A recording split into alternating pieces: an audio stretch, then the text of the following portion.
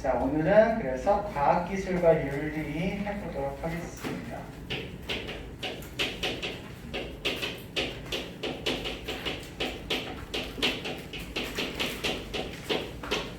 여기에서 문제는 되게 쉬운 문제로 나와요. 그냥 너무 뻔한 문제로 나오는데 두 가지 문제들이 많이 나옵니다. 일단은 가치 중립이냐 개입이냐를 구분하는 문제랑 그 다음에 책임 부분에서 과학 자체에 대한 내적 책임만 있느냐 아니면 외적 책임도 있느냐라고 하는 것을 구분하는 걸로 나오기 때문에 그렇게 어렵지는 않은데 이번 교육과정이 바뀌면서 요나스 선생님이 여기에 들어가게 되었고 요나스가 조금 더 이렇게 중요하다 뭐 이런 표현인데요. 실제로 옛날에 책임윤리라고 해서 요나스가 따로 있었던 거에 비하면 그렇게 어렵지는 않아요. 그래서 이번 모의고사에서도 6월 모의고사에서 요나스가 나오기는 했거든. 요나스가 나오긴 했는데 그렇게 어렵게 나오지는 않았어요. 그래서 아마 그런 종류, 그런 정도로 나올 것 같다. 이렇게 생각하시면 되겠습니다. 자, 과학기술과 윤리 빨리빨리 진행해 볼게요. 첫 번째는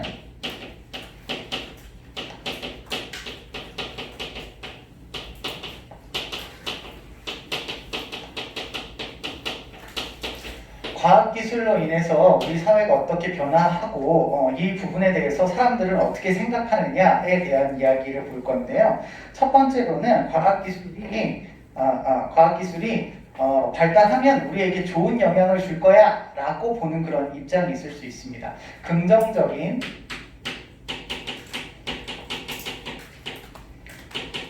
전망이라고 할까요? 전망이 있을 수 있습니다. 과학기술이 발달하면 이렇게 선생님이 목이 아프면 마이크도 쓰시고 여러분 코로나로 학교 못 나오시면 인터넷으로 수업도 하시고 이러잖아요. 그러니까 굉장히 편리해졌어요. 물질적으로.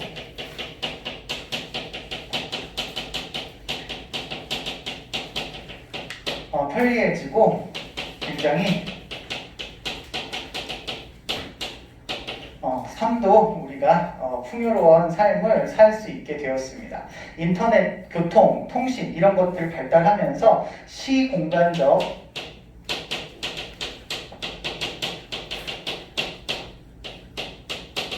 제약이 굉장히 많이 줄어들었고요. 제약이 줄어들었고 우리가 그 의료기술도 많이 발달을 했기 때문에 인간의 생명도 많이 연장이 되었죠.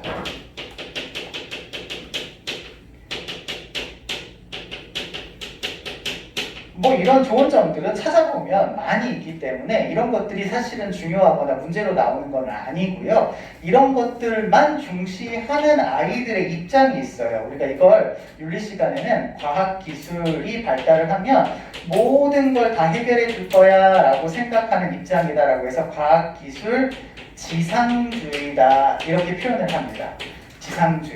지상주의 다른 말로 과학기술에 대해서 굉장히 낙관적으로 생각하는 아이들 이렇게 보시면 될 것 같아요. 학자로 유명하신 분 한 사람만 제가 말씀을 드릴 건데요. 사실 11단원 자연환경에서 유명하게 나오시는 분으로서 베이컨 아저씨가 가장 대표적이다 이렇게 보실 수 있을 것 같습니다. 베이컨 씨는 좀 책을 좀 알아두시면 좋을 것 같아요. 이분이 지으신 책이 뉴 아틀란티스.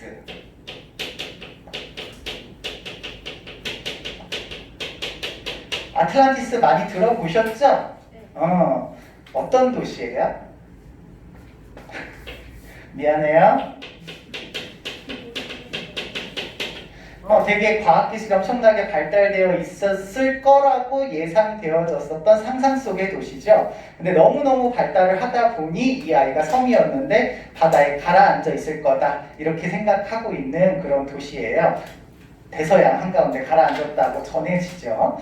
그런데 과학기술이 발달을 하면 그런 아틀란티스와 같은 그런 사회가 다시 올 거다 이렇게 얘기하시고 있는 거고요. 신기관이라고 하는 책에서는 원래 기관이라고 하는 책이 있었어. 그 기관이라고 하는 책은 아리스토텔레스 아저씨가 지으신 책이고 학문을 성립할 때 있어서 필요한 방법들을 기록한 책이야. 방법인데 기관이라는 말을 쓰니까 너무 해석이 어렵게 돼 있죠. 근데 자기는 그런 방법 쓰지 않고 새로운 방법을 발견해냈다라고 해서 나온 건데요. 여러분은 흰 기관을 귀납법으로 알고 계시면 될 것 같아요. 아리스토텔레스에서의 기관은 우리 3단원법 배웠잖아. 그런 방식으로 지식을 도출한다라고 했다면 그런 방식은 의미가 없다. 왜 의미가 없냐면 선생님이 예를 들어준 거 여러분 기억날까요? 모든 사람은 죽는다. 성국이는 사람이다. 성국이는 뭐 할 거다? 죽는다잖아요. 근데 대전제에 보면 모든 사람이 이미 뭐예요? 죽어요. 그렇기 때문에 성국이가 죽는다는 게 새로운 사실이 아니야.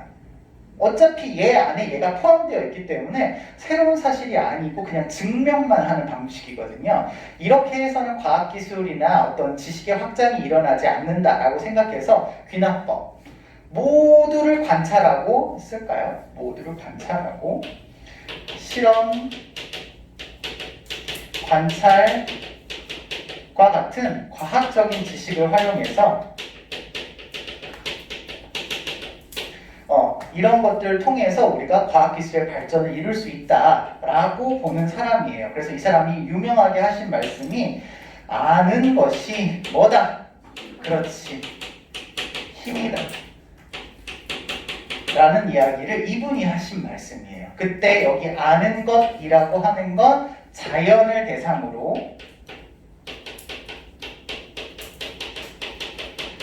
대상으로 실험하고 관찰을 해서 알아내는 그런 지식을 이야기하는 거고, 힘이다 라고 이야기할 때 이 힘은 누구에게 도움이 된다?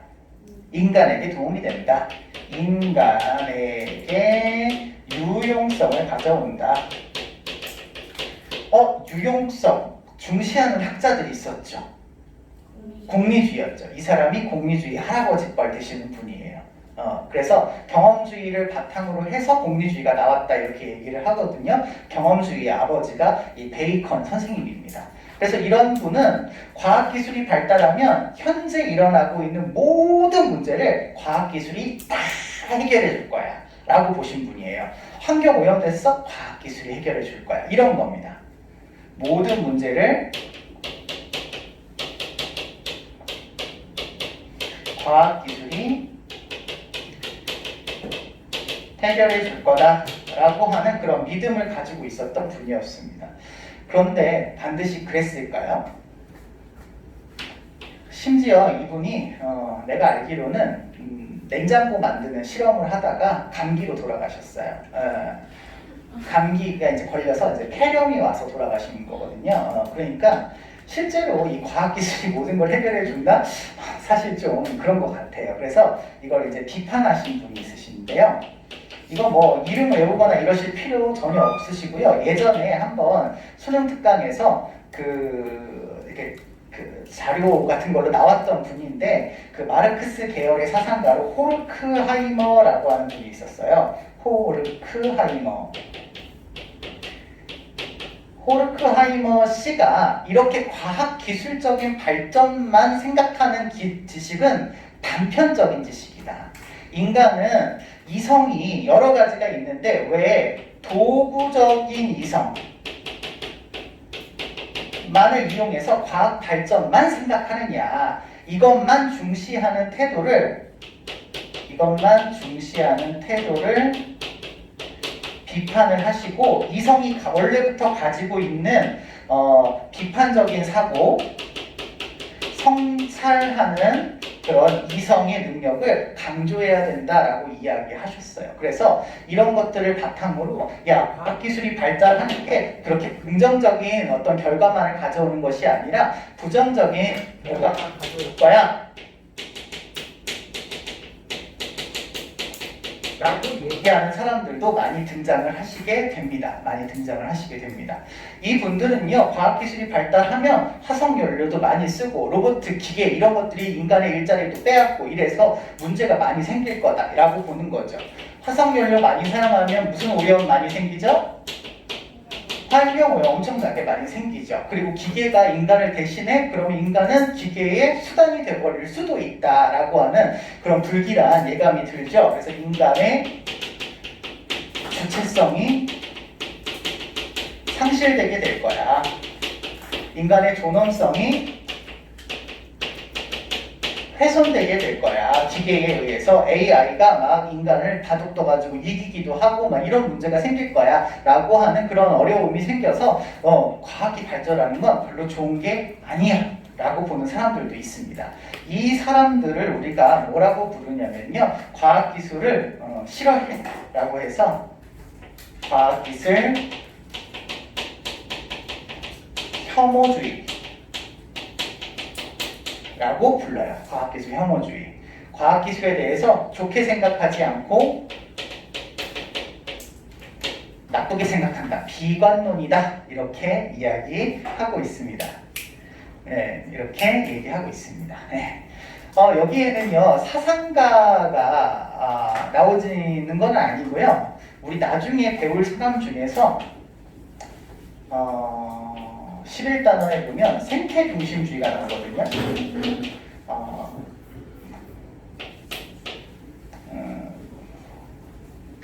다른 표현, 과격한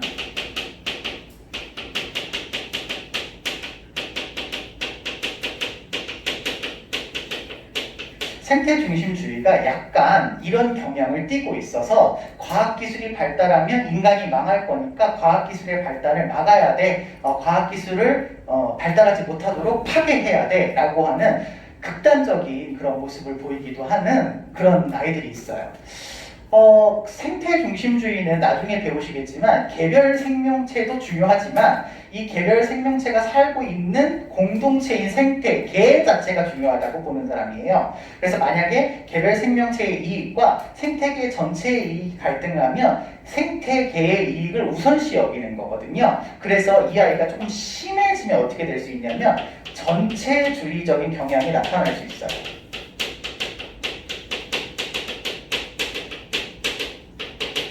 전체주의적인 경향이 나타나게 되면 환경 보전과 지구의 안전 균형을 위해서는 일부의 생명체를 죽여도 돼 라고 하는 환경 파시즘의 형태까지 나타날 수가 있기 때문에 이런 아이들을 중심으로 과학기술의 반대 운동을 벌이기도 합니다. 구체적인 얘기는 그렇게 나오지 않고 있기 때문에 이 정도까지 알아두시면 될 것 같아요. 두 번째 이제 시험에 나올 수 있는 포인트는 아까 말씀드렸던 과학기술에 대한 가치 중립 논쟁입니다. 과학기술이라고 하는 아이를 가치 개입 없이 그냥 받아들여야 되느냐 아니면 가치 개입을 해서 우리가 성찰해야 되느냐 이걸 따지는 건데요. 첫 번째는 가치 중립을 논하는 아이들 먼저 볼게요. 과학기술의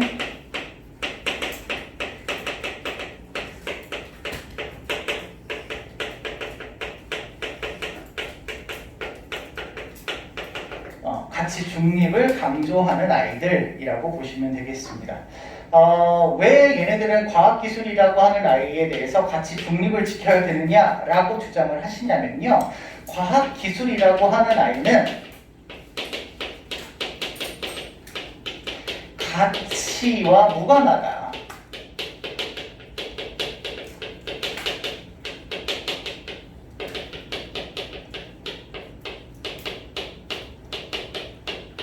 가치와 무관한 사실의 영역이다. 이게 무슨 얘기냐면 여러분 1 더하기 2는 얼마예요? 3이죠. 1 더하기 1은 3인데 1 더하기 1은 3인데 참 좋다. 1 더하기 1은 3이 아니라 5야. 참 나쁘다. 이렇게 얘기하나요? 그렇지 않죠. 어떤 과학이나 수학이나 기술적인 사실은 그냥 가치와 무관한 사실의 영역이라는 거야. 사실의 영역. 그냥 그렇다라는 거지. 이게 좋고 나쁨, 옳고 그름의 영역이 아니라는 거예요. 1 더하기 2가 3이라는 게 사실인 참인 거지. 이게 뭐 좋고 나쁘고 옳고 그르고의 문제가 아니라는 거죠. 그래서 이 아이는 과학기술은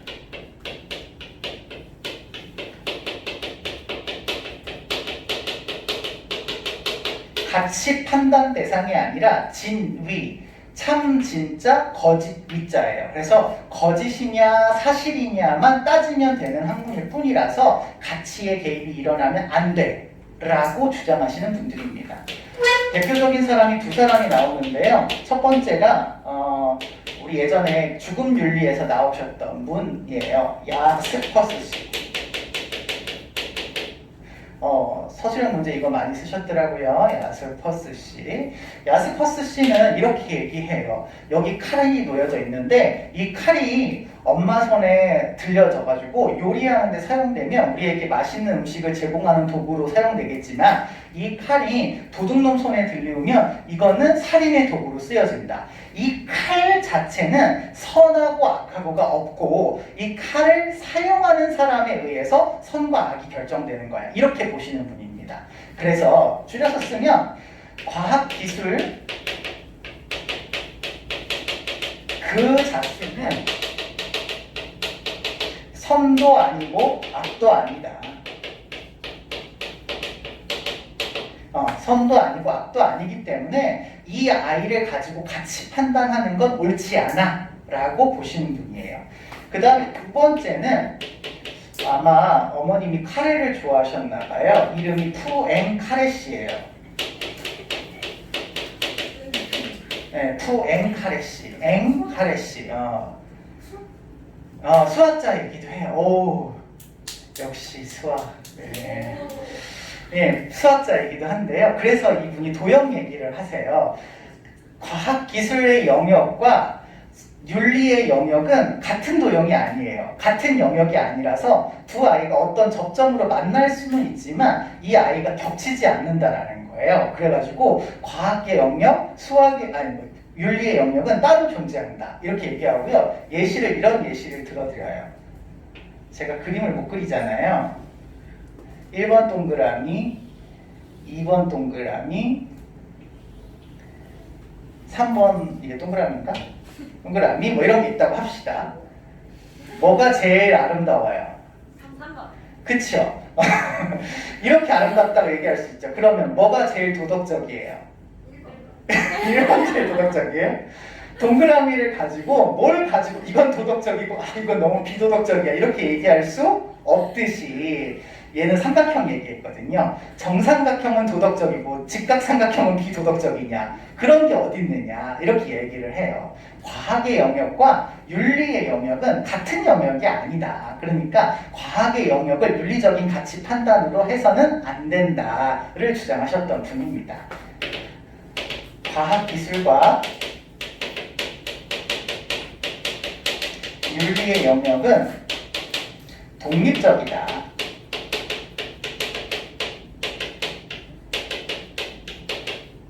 그렇기 때문에 과학기술을 윤리적으로 판단하는 것은 옳지 않아 라고 이야기하셨던 분입니다.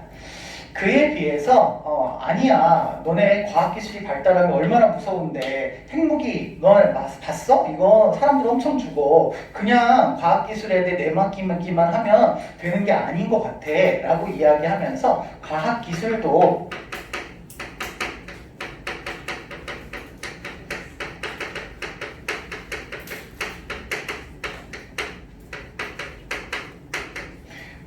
가치가 들어가야 돼 라고 보는 아이들이 있어요.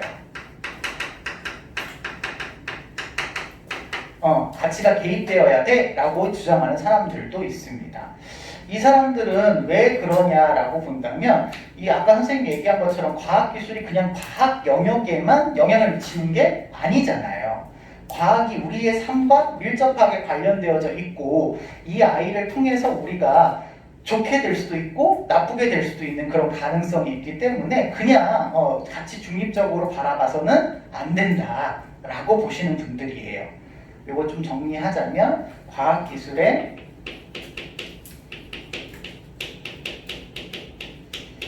윤리적인 통제, 통제 말고 검토.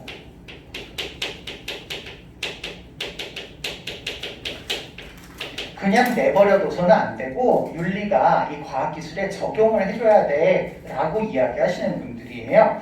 그래서 그냥 과학기술 발전만 할 것이 아니라 이 과학기술이 윤리적인 어떤 성향을 반영한 과학기술로 발전을 해라 라고 해서 가치의 인도를 받아라.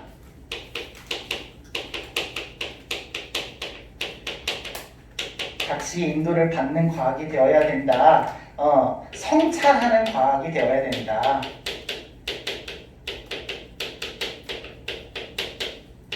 이렇게 주장하시는 분들입니다. 대표적인 사상가 역시 2명 말씀드릴 건데요. 첫 번째도 역시 우리가 예전에 한번 만나봤었던 하이데거 선생님. 하이데거 씨가 있으십니다. 하이데거 선생님은요, 우리가 과학기술을, 하이데거 선생님이 여러분 야스퍼스하고 동일하게 무슨 주의 사상가였죠? 실존주의 사상가였잖아요. 인간의 선택과 그에 대한 책임을 엄청 강조하시는 분이에요. 내가 주체적으로 선택한 삶만이 나의 주체적인 삶이고 다른 것들에 의해서 이루어지는 삶은 수동적인 삶이라는 거야. 별로 좋지 않다라는 거죠. 내가 내 인생의 주인이라면 내가 선택하고 내가 결정하고 그에 따라서 내가 책임져야 되는 게 내가 내 인생의 주인이 되는 거지, 아니면 내가 노예나 마찬가지라는 거잖아요. 그렇기 때문에 이분도 과학기술이 어떻게 되던가 말든가 중립적으로 그냥 바라만 보는 것은 내 주체적인 삶이 아니라는 거야. 그래서 하이데거 선생님은 과학기술을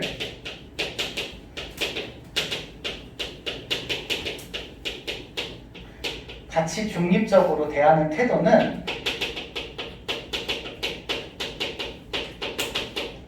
이라고 보는 태도는 나의 삶에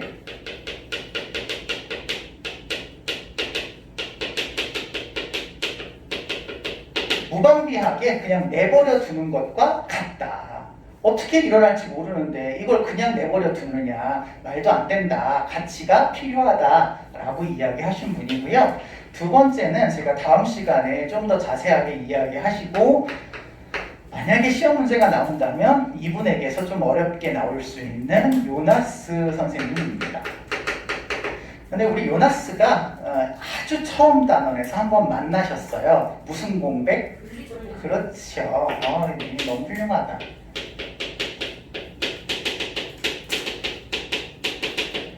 이야기하셨던 분인데, 윤리적 공백의 뜻이 뭐였어요, 여러분?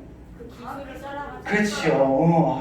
너무 대단해요. 예. 윤리적인 어떤 그 규범이 과학기술의 발전 속도를 따라가지 못하기 때문에 우리가 비윤리적인 행동을 하는 그런 모습이 나타난다. 그래서 과학기술이 발달하면 발달할수록 이 과학기술과 걸맞는 뭐가 필요하다라고 했냐면 새로운 윤리가 필요하다. 그리고 그 새로운 윤리를 우리가 첫 번째 시간에 응용윤리다, 실천윤리다 이렇게 얘기했던 거잖아요. 그쵸? 그때 이 새로운 윤리를 요나스 선생님은 뭐라고 부르냐면 책임지는 윤리다 라고 해서 책임지는 어떤 과학이고 윤리가 있어야 된다를 주장하셨어요. 그래서 제가 다음 시간에 요나스의 책임윤리 부분을 조금 더 설명을 하도록 하겠습니다. 세 번째로 주제로 나올 만한 게 이제 과학자의 책임 문제입니다.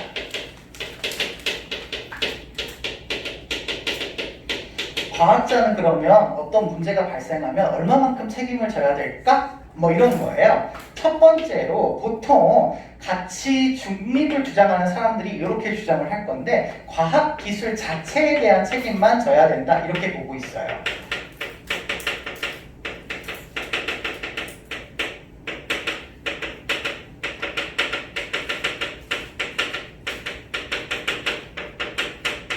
과학자가 과학 기술을 만드는 데 있어서 들어가는 어떤 문제에 대해서 책임을 져야지 왜 다른 거에 대한 책임을 지냐. 말도 안 된다. 내가 실험했을 때 문제가 있거나 내가 누구 걸 표절을 했거나 내가 누구 걸 모방을 했는데 그걸 출처를 밝히지 않고 썼거나 뭐 이런 거에 대한 문제에 대한 책임을 지겠지만, 이거를 어떤 아이가 칼을 살인의 도구로 쓸 건지 인터넷을 좋은 의미로 쓸 건지 나쁘게 막 N번방 그런 것처럼 쓸 건지 어떻게 아냐.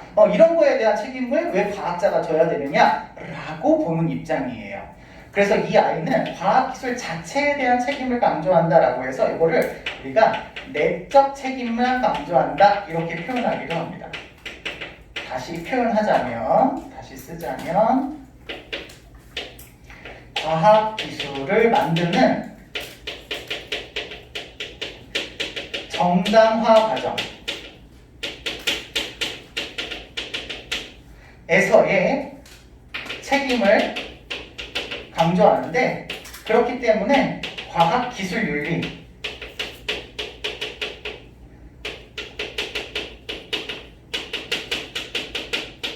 이것만 내가 중요하게 여길 거야. 그래서 뭘 표절한다든지 왜곡한다라든지 모방한다라든지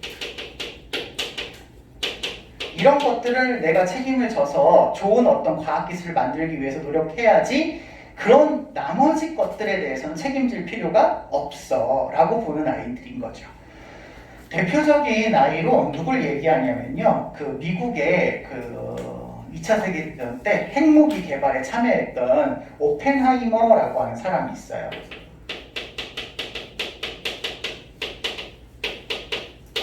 네, 이분한테 대표적으로 이야기할 수 있을 것 같아요. 내가 핵무기 과학기술을 만드는 건 내 자유다. 만약에 내가 어떤 과학기술을 만드는 것에 대한 자유를 허락하지 않았다면 그 핵기술을 개발할 수 없었을 것이다 라고 해서 과학기술자의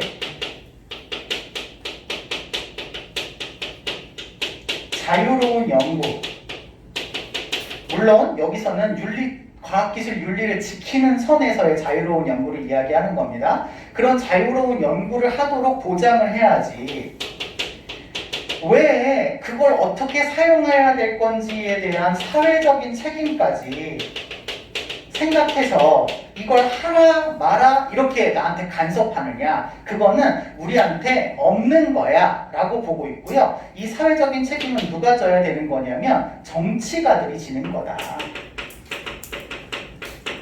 내가 핵무기를 만들었지만 실제로 일본의 나가사키와 히로시마에 떨어뜨리기로 결정한 건 내가 아니라 정치하는 사람들이 그렇게 결정한 거야. 그러니까 그 사람들이 책임을 져야지 왜 과학자한테 책임을 지게 만드는 거야? 이렇게 얘기하는 아이들인 거죠. 사실은 오펜하이머가 나중에 고쳤어요. 고치긴 했는데 우리 윤리에는 이렇게 나오니까 그냥 이렇게 할게요. 두 번째, 그러면 니네 아무거나 개발하도록 내버려 두라는 거야? 이러면서 반박하는 아이들이 등장을 하죠. 과학기술에 대해서 내적 책임,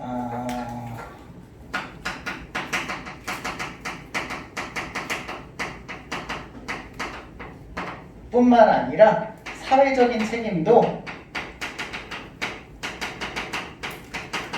강조해야 돼를 보는 아이들이고요. 아까 자체적인 책임을 우리가 내적 책임이라고 했으면 이 사회적인 책임을 외적 책임이다 이렇게 얘기하기도 해요.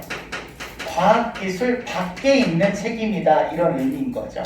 그래서 과학기술자는 당연히 과학기술 윤리 의식도 가지고 과학을 개발하고 기술을 연구해야 되겠지만 그것이 사회에 어떤 영향을 줄지까지도 고려해서 개발을 해야 된다라고 보고 있는 거죠. 과학기술 자체의 정당화 책임도 있고 뿐만 아니라 사회에 미칠 영향까지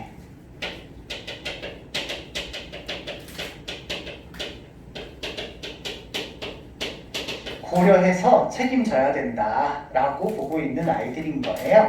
대표적인 사람이 오펜하이머를 비난하셨던 분들 중에 하이젠베르크라고 하는 사람이 있는데요. 야, 과학기술자가 그거 몰랐겠어? 핵무기 개발했으면 이 핵무기를 통해서 많은 사람들이 죽을 거라는 걸 몰랐니? 알았잖아. 근데 너는 그걸 만들었고 너는 책임이 없다고 하는 건 너무 무책임한 거 아니야? 라고 이야기하는 아이들인 거죠. 옛날에 독일에서 임신을 한 여성에게 입덧을 완화하는 약을 개발을 했었어요. 제가 이름이 잘 생각이 안 나는데 그 입덧을 완화하는 약을 개발을 했는데 그걸 막 사람들한테 팔았어. 그래서 실제로 입덧은 없었는데 그 부작용으로 출산한 아이가 기형아가 나오게 되는 그런 부작용이 생겼죠. 그 닉 부이치치 아시나요? 네. 와 같이 이렇게 팔다리가 없는 그런 장애의 아이들이 많이 태어나는 결과를 초래하게 되었어요. 그 약을 개발한 사람은 그걸 몰랐을까? 그거 제약회사가 팔았어. 나는 책임이 없어. 이렇게 얘기할 수 없다라는 거죠. 분명히 부작용에 대해서 알고 있었다면 그 사람도 책임을 져야 된다라고 하는 거예요. 과학기술의 다양한 지식을 갖고 있기 때문에 부작용이나 잘못된 결과가 나타날 것도 이분은 알고 있었다는 거죠.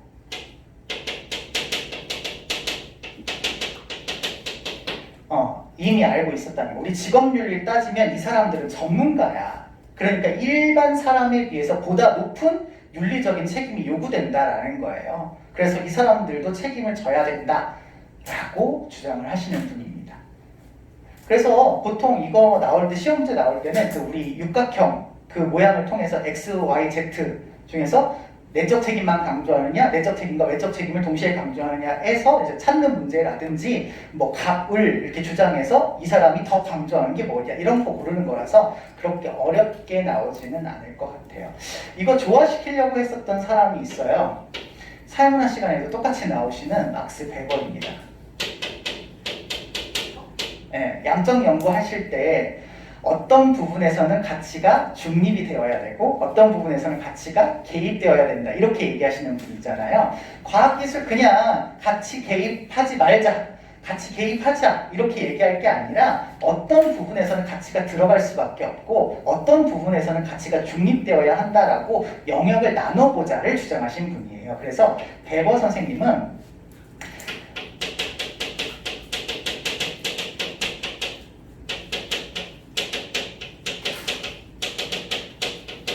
처음 내가 연구를 하고 주제를 정할 때는 과학자의 생각이 들어가고 그것을 활용하는 때에도 과학자의 생각이 들어갈 수밖에 없으니까 여기는 가치가 뭐 해야 되고 들어가야 되고 나머지 과학기술을 정당화하는 과정에서는 정당화의 맥락에서는 그때는 실험하고 관찰하는데 자기의 생각으로 실험 결과와 관찰 결과를 조작하거나 왜곡하면 안 되니까 그때는 가치가 뭐 해야 된다?